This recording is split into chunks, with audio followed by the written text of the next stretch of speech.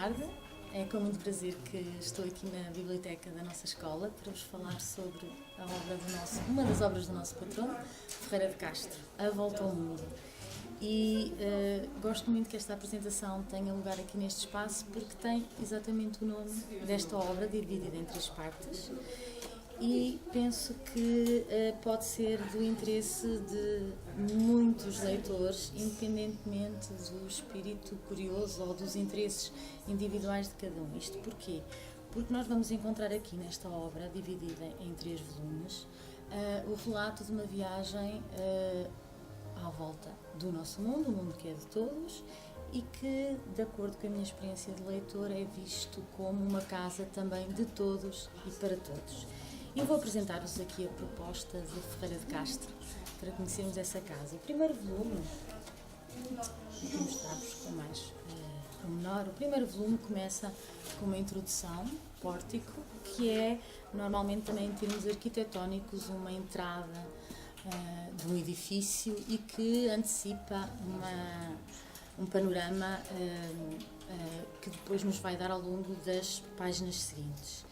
E explica as circunstâncias em que a sua curiosidade pelo mundo começou ainda criança, aqui na sua terra natal, e como essa curiosidade nunca o abandonou ao longo dos anos. Já adulto e já casado, empreendeu uma viagem à volta do mundo, pelo Oriente, Europa e continente americano, e estes 3 volumes estão organizados de acordo com esse itinerário. É curioso pensar que, tendo sido feita esta viagem nos anos 30 do século passado, pouco antes desse grande conflito que marcou profundamente a Europa, porque estou a falar da Segunda Guerra Mundial, Ferreira de Castro tenha iniciado uma viagem de barco e se tenha aproximado dos locais que pretendia visitar por mar, porque o mar também sempre, desde muito pequeno, lhe despertou o interesse de ultrapassar a serra da sua terra natal e conhecer o que estava para lá da montanha.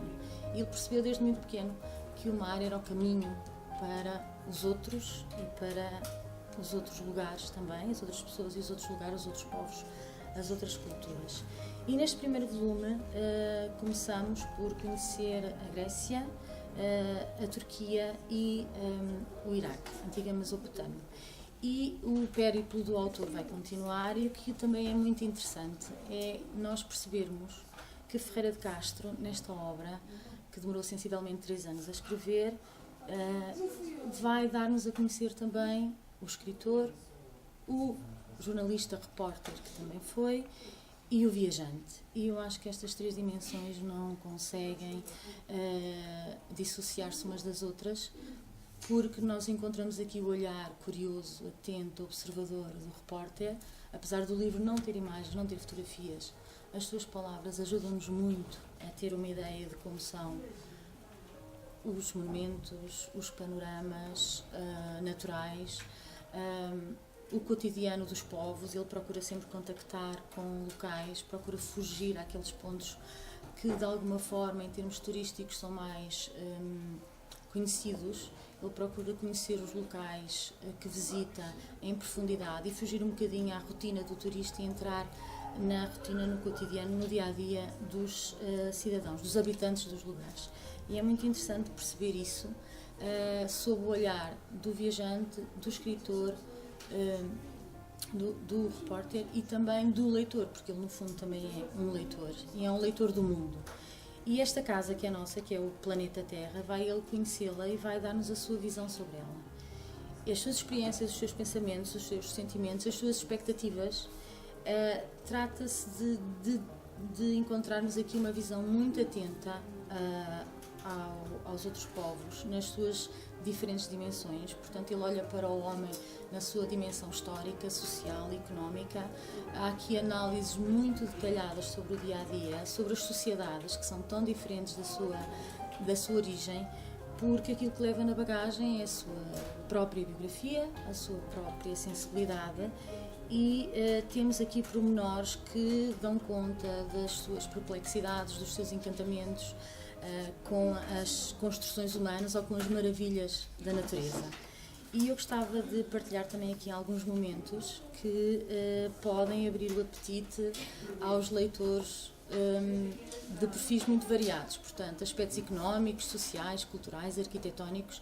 Encontramos aqui um bocadinho de tudo, até em termos de análise, para quem gosta de línguas estrangeiras, ele faz reflexões e observações e belíssimas descrições de pormenores linguísticos que podem interessar a qualquer pessoa.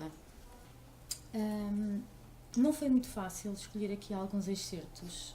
Claro que esta seleção depende muito do meu gosto pessoal, mas também eu estou aqui na condição de leitora e, portanto, tentei escolher alguns excertos que despertam interesse em potenciais leitores e também correspondem um pouco às minhas preferências.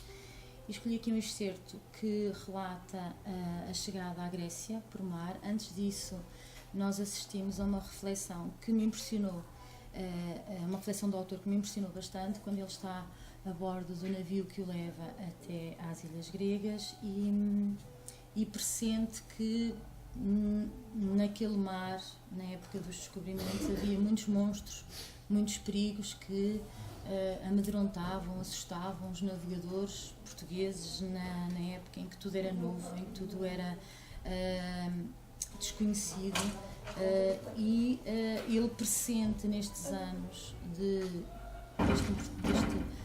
trágico conflito europeu que também há ali monstros e perigos escondidos que se aproximam com a Segunda Guerra Mundial.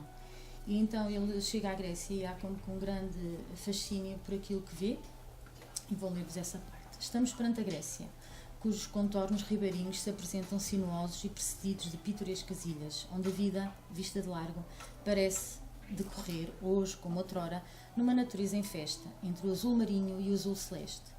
Pequenas e galantes, essas ilhas dir-se-ão fundeadas temporariamente como vagabundas dos oceanos que, numa flotilha de cores, viessem repousar aqui, nas enseadas do continente, de suas andanças por outras latitudes.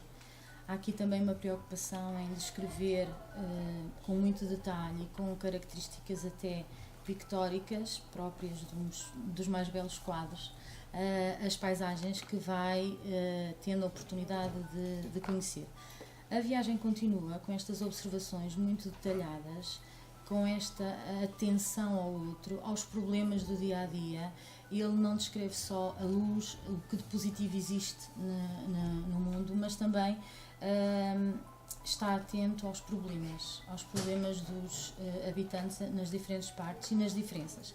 Apesar das diferenças que distinguem os povos, ele entende que esta viagem pode contribuir para um melhor e mais aprofundado conhecimento. E esta obra também, penso eu, porque ele a certa altura, e já estou no último volume, já no continente, que termina no continente americano, onde também acabou esta viagem, e gostava também de partilhar convosco as palavras que provam um pouco aquilo que eu tenho vindo a dizer, apesar de haver também a descrição do trágico, do difícil que é sobreviver, lutar por uma vida digna. Há também todo o fascínio por aquilo que distingue o ser humano dos restantes seres. Para terminar, outro ponto que eu acho de muito interesse nesta obra é pensarmos que estamos a ler um livro que descreve um mundo que já não existe tal e qual como ele nos dá a conhecer. Contactamos com nomes de países que entretanto mudaram de designação, fronteiras que deixaram de existir, novas fronteiras, e também é interessante do ponto de vista histórico e ajuda-nos a compreender o presente, conhecer o passado dos lugares. E no último volume, depois desta grande volta ao mundo, há aqui uma passagem curtinha que eu acho que resume também um grande interesse desta obra. Grande obra será a da sociedade bem organizada que possibilitar aos homens os caminhos do mundo, para que a humanidade se conheça e se compreenda melhor, pois, assim, ela amar-se-á mais. Na verdade, lemos estes livros, estes 3 volumes, e percebemos melhor o mundo em que vivemos, e só conhecendo o mundo onde estamos, as pessoas que nele existem, as suas diferenças, é que encontramos pontos de contacto, que são muitos, e assim gostamos mais desta casa que é de todos e que devemos preservar, respeitando as diferenças dos lugares e das pessoas.